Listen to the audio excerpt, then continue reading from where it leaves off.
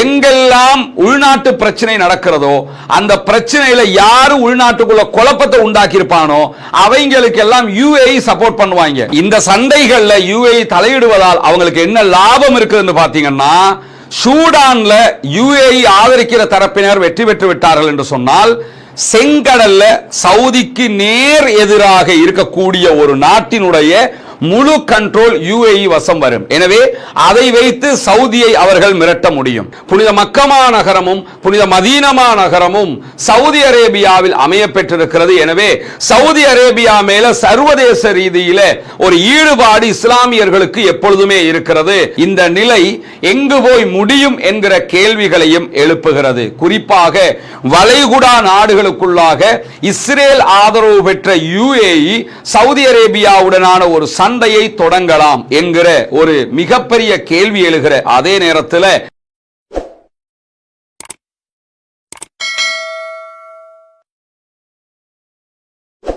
அன்புக்கினிய சகோதர சகோதரிகளே, நம் அனைவர் மீதும் ஏக இறைவனுடைய அமைதியும் கருணையும் உண்டாகட்டுமாக என்கிற உயரிய பிரார்த்தனைகளோடு இன்றைய இந்த வீடியோவில் சவுதி அரேபியாவுக்கும் UAEக்கும் இடையிலே நடைபெற்று வரக்கூடிய இன்டர்னல் வார் அல்லது திரைமறைவு யுத்தம் அல்லது சண்டை தொடர்பான ஒரு முக்கியமான பகுதியைத்தான் நம்ம பார்க்க இருக்கிறோம். வெளிப்படையாக பார்க்கும்போது சவுதி அரேபியாவும் UAEயும் மத்திய கிழக்கினுடைய மிக முக்கியமான நாடுகளாக தென்படுகின்றன. அதே நேரத்தில் ஒபெக் கூட்டமைப்பு, அதே போன்று ஒபெக் பிளஸ் கூட்டமைப்பு ஆகிய இரண்டு கூட்டமைப்புகளில் இருந்து UAE வெளியே போயிருக்கிறாங்க. சவுதி அரேபியா தலைமையிலான கூட்டமைப்புகளாக இவை இருக்கின்றன. இந்த சூழல்ல தான் ஏற்கனவே நடைபெற்ற ஈரானுக்கு எதிரான அமெரிக்க இஸ்ரேலிய யுத்தமும் ஒரு மிகப்பெரிய பார்வையை கொடுத்திருக்கிறது. காரணம் என்னன்னா, ஈரானுக்கு எதிரான அமெரிக்க இஸ்ரேலிய யுத்தத்தில் மிக தெளிவாக இஸ்ரேல் அமெரிக்காவுக்கு ஆதரவான நிலைப்பாட்டை UAE எடுத்திருந்தது. அதே நேரத்தில் சவுதி அரேபியா தன்னுடைய தளங்களை ஈரானுக்கு எதிராக தாக்குதல் நடத்துவதற்காக வழங்கி இருந்தாலும் ஈரானுடனான அமைதி பேச்சுவார்த்தை மூலமாக ஒரு சுமூக தீர்வை காண வேண்டும் என்கிற நிலைப்பாட்டில் உறுதியாக இருந்து பாகிஸ்தான் வழியாக அதற்கான ஏற்பாடுகளையும் செய்திருந்தது. இந்த சூழலுக்கு மத்தியில தான் UAEக்கும் சவுதி அரேபியாவுக்கும் இடையிலான தற்போதைய முருகலும் உச்சம் தொட்டிருக்கிறது. முதலாவதாக நம்ம என்ன புரிஞ்சுக்கிறோம் கேட்டா, UAE அண்ட் சவுதி அரேபியாவுக்கு இடையிலான இந்த முருகல் நிலை என்பது இன்றைக்கு ஆரம்பித்தது அல்ல. ஒபெக்ல இருந்து அல்லது ஒபெக் பிளஸ் கூட்டமைப்பில் இருந்து அவங்க வெளியேறுவதால் ஆரம்பித்ததும் அல்ல, ஈரான் மீதான அமெரிக்க இஸ்ரேலிய தாக்குதல்களால் ஆரம்பித்ததும் அல்ல என்பதுதான் இந்த இடத்துல நம்ம புரிய வேண்டிய முதலாவது அம்சமாக இருக்கிறது. 1950 காலப்பகுதிகளில் நடைபெற்ற ஒரு முக்கியமான பிரச்சனை தான் இன்று வரை தொடர்ந்து கொண்டிருக்கிறது என்பதுதான் அதனுடைய அடிப்படை. காரணம் என்னன்னா, அந்த காலப்பகுதிகளில் தான் மத்திய கிழக்கிலே பெட்ரோலிய வளம் கண்டறியப்படுகிறது. சவுதி அரேபியாவில் எக்கச்சக்கமான இடங்கள்ல பெட்ரோலிய வளம் கண்டறியப்படுகிற நேரத்தில் மத்திய கிழக்குல குறிப்பாக இப்போது இருக்கக்கூடிய UAE ஐக்கிய அரபு எமிரேட்ஸினுடைய பகுதிகளிலும் பெட்ரோலிய வளங்கள் கண்டறியப்படுகிறது. இப்படி கண்டறியப்படுகிற நேரத்தில் சவுதி அரேபியாவுக்கு நெருக்கமாக இருக்கக்கூடிய இப்போதைய ஐக்கிய அரபு அமீரகத்தினுடைய சில பகுதிகளில் அதிகமான பெட்ரோலிய வளம் இருக்கிறது என்பதை அன்றைய சவுதி அரேபிய ஆட்சியாளர்கள் புரிந்து கொள்கிறார்கள். எனவே அந்த பகுதிகளை சவுதி அரேபியாவாக மாற்றிக்கொள்வதற்கு அவர்கள் ஒரு திட்டத்தை வகுத்திருந்தாங்க. அந்த திட்டத்தினுடைய முக்கியத்துவமாக என்ன நடைபெற்றது என்று சொன்னால், அன்றைக்கு இருந்த சிற்றரசர்களில் ஒரு முக்கியமானவருக்கு சவுதி அரேபியா சார்பில் லஞ்சம் கொடுப்பதற்கான முயற்சிகள் நடைபெற்றிருக்கிறது. நாங்கள் உங்களுக்கு ஒரு குறிப்பிட்ட தொகையில பெரிய அளவு பணத்தை தர்றோம், இந்த பகுதிகள் எங்களுக்குரியதாக மாற்றப்பட வேண்டும், எனவே அதற்கு நீங்கள் ஒத்துழைக்க வேண்டும் என்றுதான் அவர்கள் கோரிக்கையை வைத்து இந்த லஞ்சம் கொடுக்கிற காரியத்தில் ஈடுபடுறாங்க. ஆனா குறித்த சிற்றரசர் அதற்கு ஒப்புக்கொள்ளவில்லை, மறுத்துவிட்டார். அதற்கு பிறகு சவுதி அரேபியா அன்றைய காலத்திலேயே ஒரு யுத்தத்தை UAE மேல, ஐக்கிய அரபு எமிரேட்ஸ் மேல, அன்றைக்கு அவங்க பிரிஞ்சு இருந்த நேரத்திலேயே ஒரு தாக்குதல் நடத்துகிறார்கள். அந்த தாக்குதல்கள்ல அன்றிருந்த UAE பரப்பு வெற்றி வாகை சூடுகிறது. சவுதி அரேபியாவால் லஞ்சம் கொடுப்பதற்கு முற்பட்டு லஞ்சத்தை பெற்றுக்கொள்ள முடியாது, இது எங்கள் தேசம் என்று முடிவெடுத்த அன்றைய ஐக்கிய அரபு எமிரேட்ஸ், அன்னைக்கு பிரிஞ்சுதான் இருந்தாங்க. இன்னைக்கு நீங்க புரிஞ்சுக்கிறதுக்காக ஐக்கிய அரபு எமிரேட்ஸ் என்று புரிஞ்சுக்கிறீங்க. அன்றைக்கு இருந்த நிலப்பரப்பினுடைய அந்த சிற்றரசராக அறியப்பட்டவர் தான் ஸைத் இப்னு சுல்தான் அன்-நஹ்யான் அவர்கள். இந்த நஹியான் ஃபேமிலி தான் முழுவதுமாக யுஏஇ கையில வச்சு கொண்டிருக்கிறத நீங்க பார்க்க முடியும். அந்த ஸைத் இப்னு சுல்தான் அன்-நஹ்யான் என்கிறவர் தான் சவுதிக்கு எதிராக நின்று இந்த பகுதிகளை தன்னுடைய பகுதியாக மாற்றுவது மட்டுமல்லாம உண்மையிலேயே இவர் யுஏஇக்கு உரியவராக கருதப்படுவதில்லை. இவர் எந்த பகுதியை சேர்ந்தவர்னா ஓமானுடைய பகுதிகளை சேர்ந்தவர். ஓமான்ல இருந்து வந்துதான் யுஏஇ அவர் வளமிக்கதாக மாற்றுகிறார். யுஏஇனுடைய பகுதிகளை கைப்பற்றுகிறார். யுஏஇ பாதுகாக்கிற முனைப்புகளை எடுக்கிறார். குறிப்பாக யுஏஇனுடைய தேசத்தந்தையாக இன்றைக்கும் பார்க்கப்படுவது மட்டுமல்லாம இன்னைக்கும் யுஏஇ பற்றி தெரிந்தவர்களுக்கு தெரியும். யுஏஇ ஒரு பகுதி தனியாக ஓமானுக்கு சொந்தமானதாக இருக்கும். அங்க எல்லாமே ஓமானுடைய கண்ட்ரோல்ல தான் இருக்கும். ஆனா யுஏஇக்கு நடுவுல இருக்கும். இந்த செயல்பாடுகள் எல்லாம் நடப்பதற்கு அடிப்படையான காரணமே என்னன்னு கேட்டா இந்த ஸைத் இப்னு சுல்தான் அன்-நஹ்யான் என்கிற ஆட்சியாளர் தான். இது 1950 கால பகுதிகளிலே நடந்த ஒரு சம்பவம். அன்றிலிருந்து இன்று வரைக்கும் இரண்டு தேசங்களுக்கும் இடையிலான இந்த பிரச்சனை தொடர்ந்து நடைபெற்று வருவதை நம்ம பார்க்க முடியும். அன்றைய சவுதி ஆட்சியாளர்களுக்கும் அன்றைய யுஏஇனுடைய மேலே நாம் சுட்டிக்காட்டிய ஆட்சியாளருக்கும் இடையில ஏற்பட்ட அதே பிரச்சனை தான் இன்றைக்கு முகமது பின் சல்மான் MBSக்கும் முகமது பின் ஸைத் MBZக்கும் இடையில் நடைபெறக்கூடிய சண்டையாக உருமாறி இருக்கிறது. பெட்ரோலிய சந்தை உட்பட எங்கெல்லாம் பெட்ரோல் பிசினஸ் நடக்குதோ அங்கெல்லாம் சவுதி அரேபியாவும் யுஏஇயும் தன்னுடைய சண்டையை தொடர்ந்து கொண்டிருக்கின்றன. அதே நேரத்தில் தரை வழியாக நீங்க எடுத்துக்கிட்டீங்கன்னா லிபியாவினுடைய பாலைவனம் வரைக்கும் சவுதி அரேபியாவும் யுஏஇயும் சண்டை பிடித்துக் கொண்டிருக்கிறார்கள் என்பதுதான் யதார்த்தமான தற்போதைய கள நிலவரமாக இருக்கிறது. ஈரானுக்கு எதிரான அமெரிக்காவினுடைய வாருக்கு பிறகு அமெரிக்காவினுடைய பவர் மத்திய கிழக்குல ஒரு கொஸ்டின் மார்க்கை உண்டாக்கி இருக்குது. இனிமேலும் அமெரிக்காவை நம்ப முடியுமா என்கிற இடத்துக்கு சவுதி அரேபியாவும் யுஏஇயும் போயிட்டாங்க. எனவே யுஏஇக்கும் தான் நம்புகிற ஒரு பாதுகாவலர் தேவைப்படுகிறது, சவுதி அரேபியாவுக்கும் தான் நம்புகிற ஒரு பாதுகாவலர் தேவைப்படுகிறது என்கிற இடத்துக்கு அவங்க வந்துட்டாங்க. இப்படியான ஒரு எண்ணப்பாடு வந்ததற்கு பிறகுதான் OPEC கூட்டமைப்புல இருந்தும் OPEC பிளஸ் கூட்டமைப்புல இருந்தும் யுஏஇ வெளியே போறாங்க. இந்த ரெண்டுமே சவுதி அரேபியா தலைமையிலான சர்வதேச எண்ணெய் உற்பத்தியாளர்களுடைய கூட்டமைப்பாக இருக்கிறது. இவங்க தான் எல்லா இடத்திலையுமே பெட்ரோலிய விலையை நிர்ணயிக்கக்கூடியவங்களாக இருப்பாங்க. வெளிப்படையா நீங்க பாத்தீங்கன்னா சவுதி அரேபியா எங்களுக்கு பெட்ரோலை அதிகமாக உற்பத்தி பண்றதுக்கு தடையா இருக்கிறாங்க, விலையை நிர்ணயம் பண்றாங்க, எனவே நாங்க தனியா போய் நிறைய உற்பத்தி பண்ண போறோம் என்ற வார்த்தையை சொல்லிவிட்டு தான் யுஏஇ வெளியேறியதை நீங்க பார்க்க முடியும். ஆனால் இது வெளிப்படையான வார்த்தையை தவிர உள்ரங்கமான பிரச்சனை அதுவல்ல. ஆனா அவங்க போன மாதிரியே அதிகமான பெட்ரோலிய உற்பத்திகளுக்கு வழிகோலி இருக்கிறார்கள்.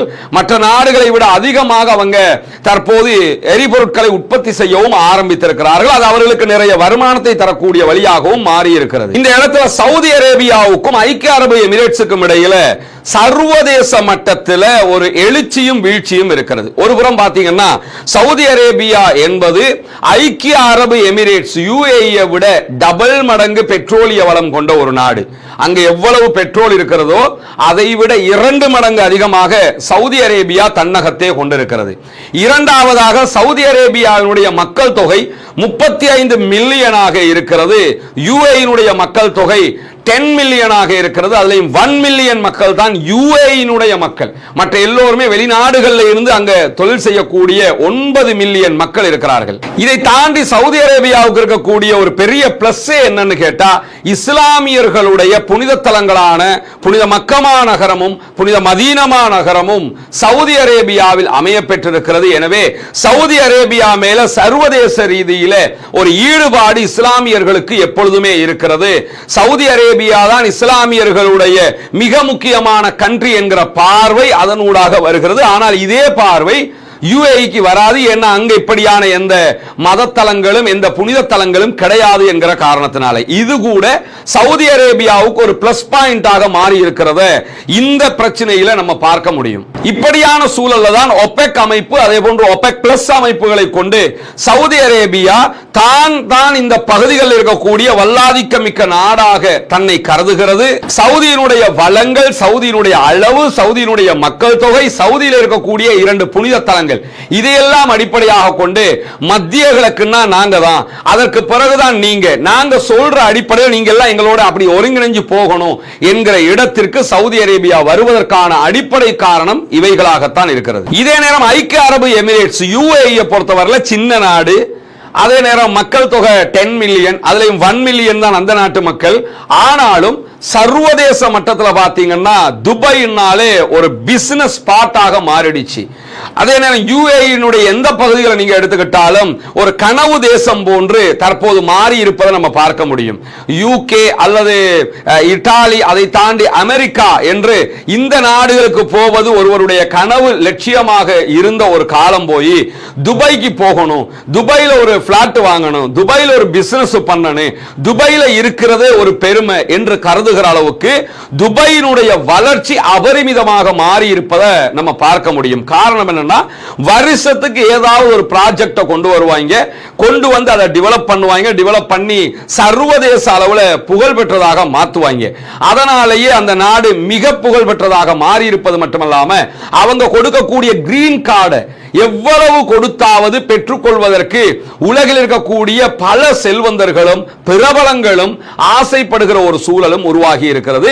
இது UAE கிடைத்திருக்கிற பிளஸ் பாயிண்டாக அவங்க நினைக்கிறது மட்டுமல்லாம இதை கொண்டு சர்வதேச மட்டத்தில் தங்களுக்கான ஒரு செயினை உருவாக்கி கொள்வதற்கு UAE ட்ரை பண்ணி கொண்டே இருக்கிறாங்க. ஐக்கிய அரபு அமீரகமாக மாறிய காலத்திலிருந்து நீங்க பாத்தீங்கன்னா வரலாற்று ரீதியாக UAE கிழக்கு புறமாக பாரசீகர்கள் இருக்கிறார்கள், மேற்கு புறமாக சவுதி அரேபியா இருக்கிறது.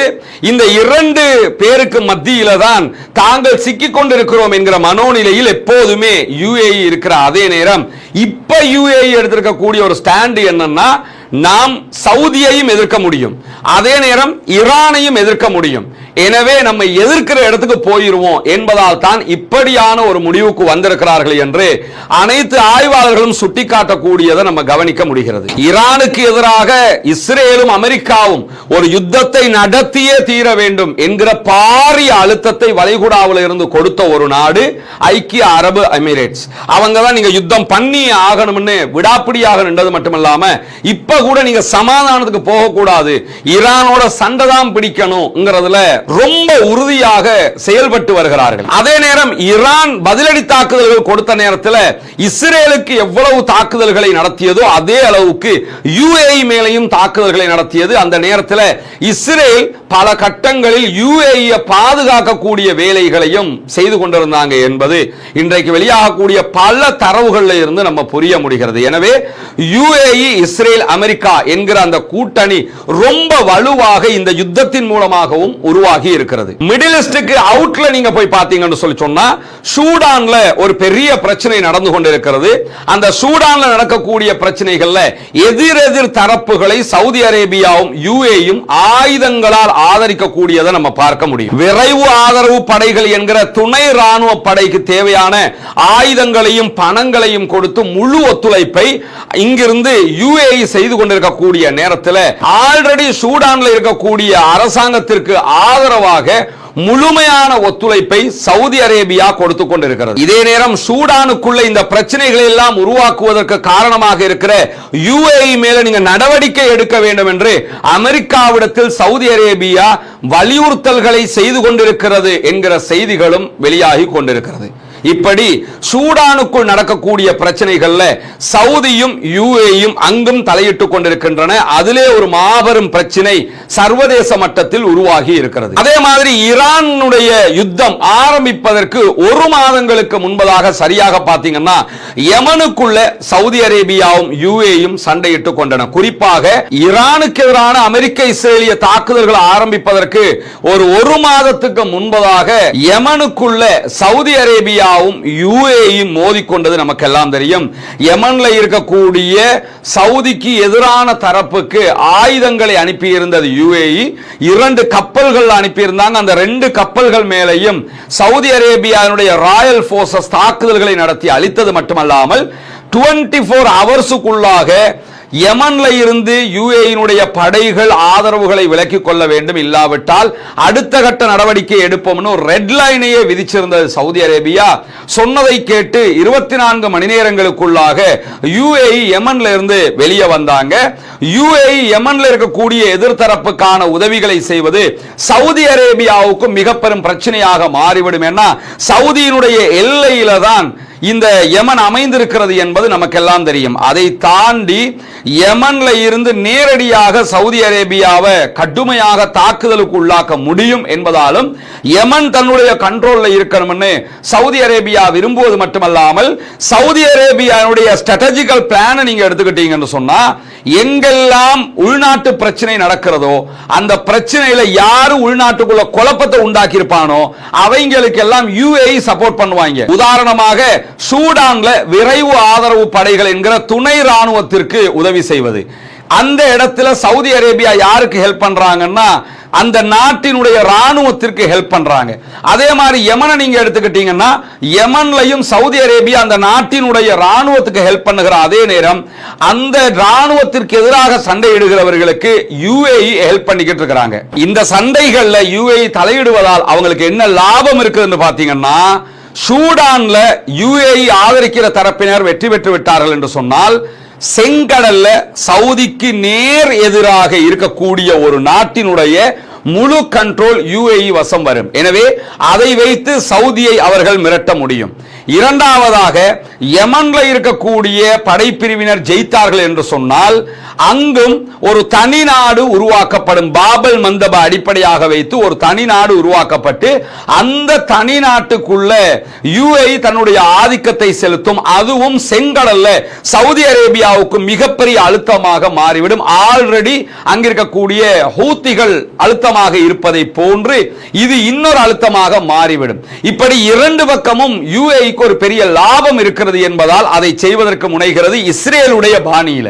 ஏற்கனவே இஸ்ரேலுக்கு ஆதரவாக இஸ்ரேலை ஒரு தனி நாடாக அங்கீகரித்திருக்கிறது யுஏஇ. இந்த அங்கீகாரம் என்பது வளைகுடா நாடுகளுடைய ஒத்துழைப்பு கவுன்சிலுடைய நிபந்தனைகளை மீறியதாக இருக்கிறது. ஏன்னா பாலஸ்தீனத்தை தனி நாடாக 1967களுக்கு முந்தைய ஒரு நிலப்பரப்பை கொண்டு இஸ்ரேல் அங்கீகரிக்காத வரைக்கும் இஸ்ரேலை தனி நாடாக நாங்கள் அங்கீகரிக்க மாட்டோம் என்கிற நிலைப்பாட்டில் வளைகுடா நாடுகள் இருந்த நிலையில தான் யுஏஇயும் பஹ்ரைனும் தன்னிச்சையாக இந்த முடிவை எடுத்து இஸ்ரேலை தனி நாடாக அங்கீகரிச்சாங்க. அந்த இடத்திலும் அனைத்திற்கும் மாற்றமாகத்தான் யுஏஇ நடந்து கொண்டார்கள் என்பது நமக்கு தெரியும். இப்படி எல்லா புறமும் யுஏஇ சவுதி அரேபியாவுக்கு எதிரான பல நிலைப்பாடுகளை எடுத்துக்கொண்டிருப்பதுதான் இங்க இருக்கக்கூடிய பெரும் சங்கடமான சர்ச்சையான நிலையை தோற்றுவித்திருப்பது மட்டுமல்லாமல் இந்த நிலை எங்கு போய் முடியும் என்கிற கேள்விகளையும் எழுப்புகிறது. குறிப்பாக வளைகுடா நாடுகளுக்குள்ளாக இஸ்ரேல் ஆதரவு பெற்ற யுஏஇ சவுதி அரேபியாவுடனான ஒரு சண்டையை தொடங்கலாம் என்கிற ஒரு மிகப்பெரிய கேள்வி எழுகிற அதே நேரத்தில் சவுதி அரேபியாவும் ஈஜிப்ட், துருக்கி, பாகிஸ்தான் ஆகிய நாடுகளை இணைத்துக் கொண்டு இந்த சண்டையை எதிர்கொள்ளலாம் என்கிற ஊகப்பாடுகளும் தற்போது வெளியாகி இருப்பதை நம்ம பார்க்க முடியும். ஒருபுறம் காசா மீதான பிரச்சனை, மறுபுறம் லெபனான் மீதான சண்டை, அடுத்ததாக ஈரான் மீதான அமெரிக்க இஸ்ரேலிய தாக்குதல்கள் என்று மத்திய கிழக்கு பதட்டமாகவே இருக்கக்கூடிய இந்த சூழல்ல இஸ்ரேலிய அமெரிக்காவினுடைய கூட்டு சதிக்குள் சிக்கிக்கொண்டு யுஏஇ சவுதி அரேபியாவுடனான ஒரு சண்டையை ஆரம்பிக்குமாக இருந்தால் அது நேரடி யுத்தமாக இருந்தாலும் அல்லது தற்போது நடப்பதை போன்று ஒரு இன்டர்னல் வாராக இருந்தாலும் அது உச்சம் தொடுகிற பட்சத்தில் அது மிகப்பெரிய அழிவுகளையும் சோகத்தையும் உண்டாக்கும் என்பதிலே எவ்விதமான மாற்று கருத்துக்களும் இருக்க முடியாது. பொறுத்திருந்து பார்ப்போம் என்னவெல்லாம் நடக்கிறது என்பதை. யுத்தங்கள் நீங்கி அமைதி திரும்ப வேண்டும் என்று அல்லாஹ்விடத்திலே பிரார்த்திக்கிற அதே நேரம் ஜனநாயக ரீதியாக அனைத்து யுத்தங்களுக்கு எதிராகவும் குரல் எழுப்புவோமாக, ஆக்கிரமிப்புகளுக்கு எதிராகவும் குரல் எழுப்புவோமாக. வ ஆகிர் தஅவானா அல்ஹம்துலில்லாஹி ரப்பில் ஆலமீன்.